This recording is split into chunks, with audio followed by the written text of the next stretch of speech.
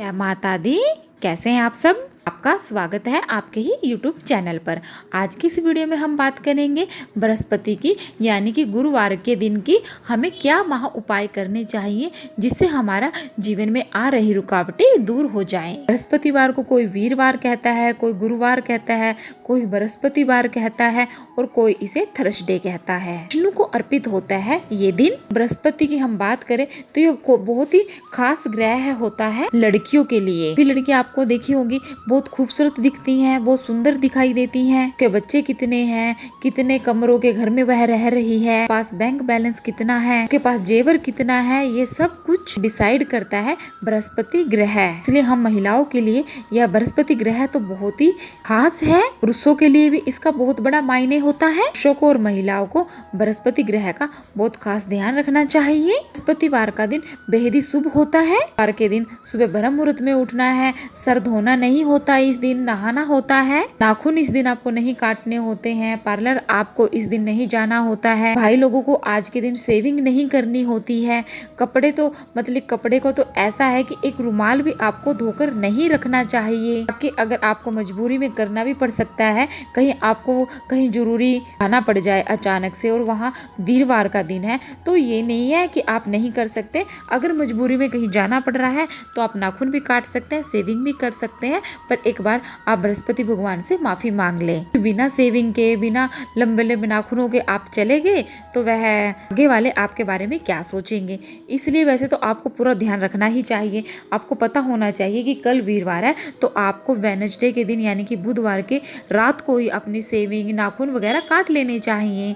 बाकी अचानक से ही आपको अगर कहीं जाना पड़ जाए और फिर आप वीरवार का वहम ना करें। सबसे बड़ा ये भी है कि गुरुवार के दिन हमें हेयर वॉश नहीं करने चाहिए, सर बिल्कुल भी नहीं धोना चाहिए।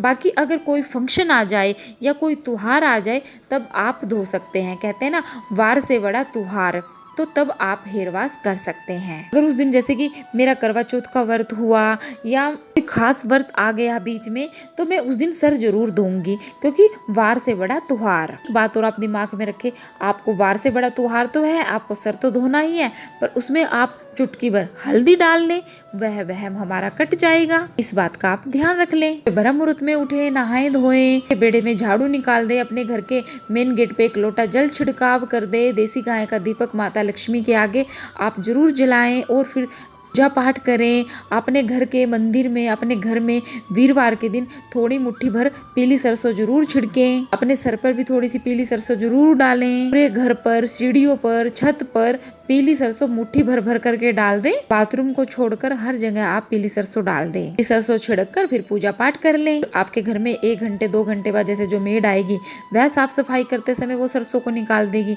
अगर नहीं आती है, आप खुद करते हो, तो आप 2-3 घंटे के बाद आप उस पीली सरसों को घर से बाहर निकाल दें, झाड़ू निकाल दें, सारी एक्टिविटी आपके घर से बाहर निकल जाएगी। गुरुवार के दिन आपको भगवान विष्णु को पीले फूल जरूर अर्पित करने चाहिए। तुलसी दल आज उनको जरूर अर्पित करना चाहिए। बृहस्पति यानी कि हमें केले के पेड़ की पूजा आज के दिन जरूर करनी चाहिए। उनको हमें हल्दी डालकर, गुड़ डालकर मीठा जल अर्पित करना चाहिए। गुड़ और चने की दाल का हमें भोग लगाना चाहिए। केले आज के दिन हमें खाने नहीं चाहिए, पर हमें केले का दान आज के दिन जरूर करना चाहिए। बृहस्पतिवार के दिन हमें गाय को 3 केले, 200 ग्राम बेसन के लड्डू, 1 पेड़ा आटे का और उस पे आटे के पेड़े में थोड़ा सा गुड़ डाल लें और हल्दी का तिलक लगा लें। और ये हमें गौ माता को हर वीरवार को खिलाना चाहिए। ऐसा आप करोगे तो आपका बृहस्पति बहुत मजबूत हो जाएगा। बृहस्पति जैसा आपका मजबूत होगा तो आपका गुरु और शुक्र ग्रह दोनों मजबूत हो जाएंगे और फिर आपके घर में सुख शांति का, धन का माहौल बना रहेगा। वीरवार के दिन आपको विष्णु चालीसा, बृहस्पति देव की कथा आपको आज के दिन केले के पेड़ के नीचे जरूर सुननी चाहिए या खुद पढ़नी चाहिए। आज के दिन आपको केले के पेड़ के नीचे एक दीपक हल्दी डालकर जरूर जलाना चाहिए। इस दिन केसर दूध में डालकर, धागे वाली मिश्री डालकर भगवान विष्णु को अगर आपने गोपाल जी रखे हैं अपने घर में, उनको भोग लगाना चाहिए। उसको चाय बनाकर भी पी सकते हैं या खुद दूध भी पी सकते हैं। अपने गुरु के दर्शन गुरुवार के दिन जरूर करने चाहिए। अपने माता पिता को गुरु मानकर उनकी पैर जरूर छूने चाहिए। घर से काम के लिए आप निकल रहे हैं तो अपने माँ बाप के पैर छूकर निकले। अगर आपके पास में मम्मी पापा नहीं रहते हैं तो अगर आपकी बेटी है तो आप उसके पैरों को जरूर छुएं। गुरुवार का व्रत रखना चाहिए। आज के दिन आपको केले की जड़ में शहद डालकर जल जरूर अर्पित करना चाहिए। आज के दिन आप तुलसी जी को बिल्कुल ना भूलें, क्योंकि विष्णु प्रिय तुलसी है। आज के दिन आप तुलसी जी में गाय का कच्चा दूध डालकर जल जरूर अर्पित करें। हल्दी डालकर जरूर जल अर्पित करें। आप आज के दिन आंवले के पेड़ में हल्दी डालकर जल जरूर अर्पित करें। को अच्छे से पूजा करनी चाहिए केले के पेड़ की, और वहीं पर बैठकर आप कथा करें। भले बाती आप अच्छे तरीके से विष्णु भगवान को याद करें।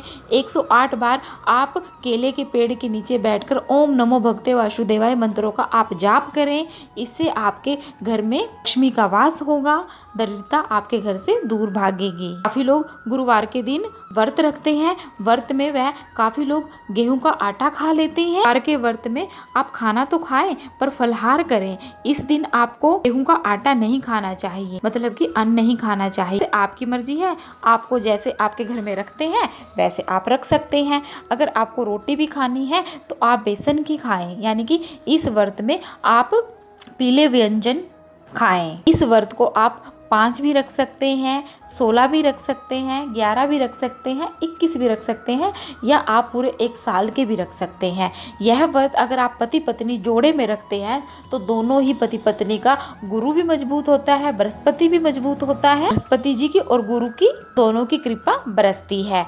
जब भी आप व्रत रखें तो आप संकल्प ले कि हाँ आपको 11 दिन का रखना है, तो बस इसका आपको फल ही खाने हैं। ये नहीं कि आपने 2 वीरवार को फल खा लिए, तीसरे वीरवार आप सोचो चलो आज तो मैं मखाने की खीर खा लूँ।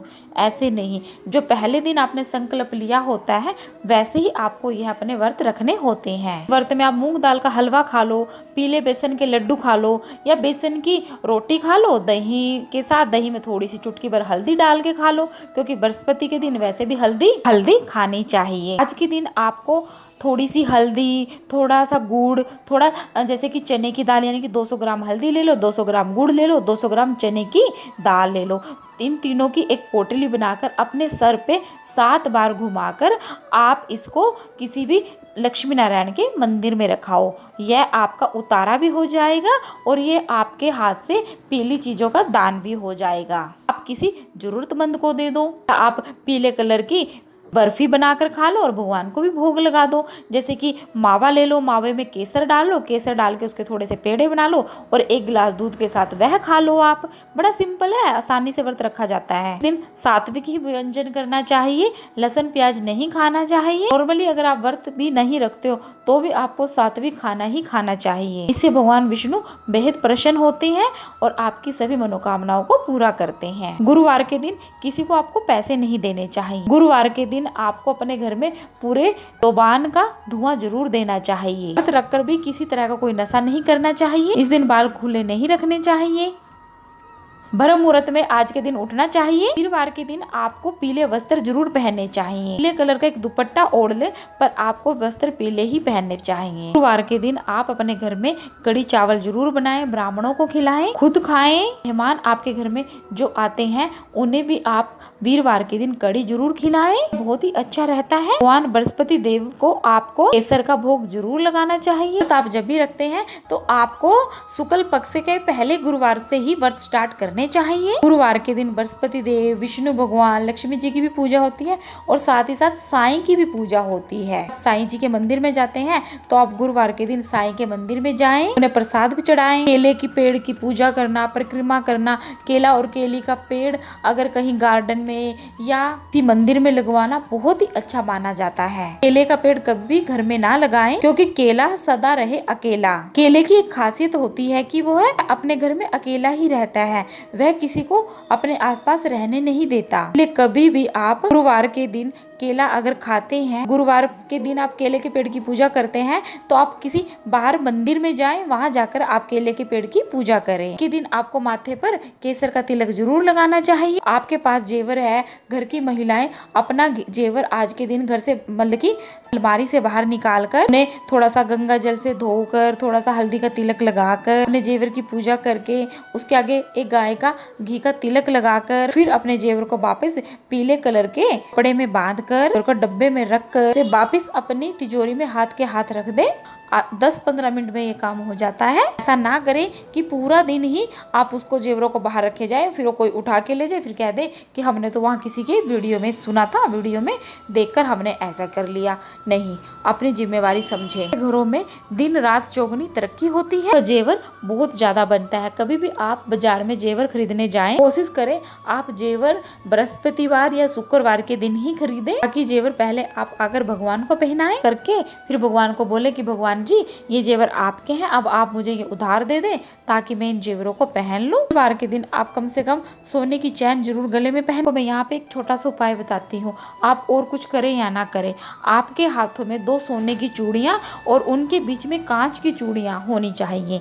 इससे आपके पति का बिजनेस, नौकरी दिन रात चौगनी तरक्की करता है। पहले के टाइम में तो हमारी जैसे कि बड़ी बुजुर्गें होती थी, वह अपनी मतलब की बहू बेटी को जब देखने के लिए जाती तो उनको सोने के कंगन ही पहनाती थी। ये सोने का कंगन इसीलिए ये नहीं होता कि सोने का कंगन हम बहू को चढ़ा कर आए हैं, ऐसे नहीं। इसकी मान्यता ये होती है कि हम सोने का कंगन जो बहू को पहना कर आए हैं वह हमारे बेटे की, हमारे पोते की तरक्की के लिए होता है, क्योंकि उससे आज से ही हमारा रिश्ता जुड़ जाता है। और जब वो ब्याह कर हमारे घर आती है तब उसे हम कांच की चूड़ियां भी पहना देते हैं। जिनका बृहस्पति बहुत ही कमजोर है, उनको पीली हल्दी डालकर स्नान करना चाहिए। ये हर गुरुवार को नहीं, एवरी डे करें, फिर देखिए आपका बृहस्पति कितना मजबूत होता है। आप कम से कम इस उपाय को लगातार 43 दिन करें। ऐसा नहीं 4 दिन आपने कर लिया, 5वें दिन आप कहते मैं भूल गया, फिर 6ठे दिन फिर करोगे, फिर कहोगे हम तो बहुत नहा लिए, पीली हल्दी में कुछ हुआ नहीं। ऐसा नहीं होता। भी उपाय करें उसको अच्छी सोच कर करें, पॉजिटिव तरीके से करें, वह काम जरूर करेगा। बीच बीच में नेगेटिव होकर वो कार्य आप करते हैं तो वह आपका काम सफल नहीं होता। ऐसा करते हो तो अच्छे रिजल्ट आपके जीवन में आने लगते हैं। एक दिन आपको पोछा भी घर में हल्दी वाले जल से ही लगवाना चाहिए। इससे आपका गुरु बहुत अच्छा होता है, स्ट्रॉन्ग होता है। फिलहाल हमें दी इजाजत। कमेंट्स में ओम नमो भगवते वासुदेवाय जरूर लिखें। आपका दिन शुभ हो।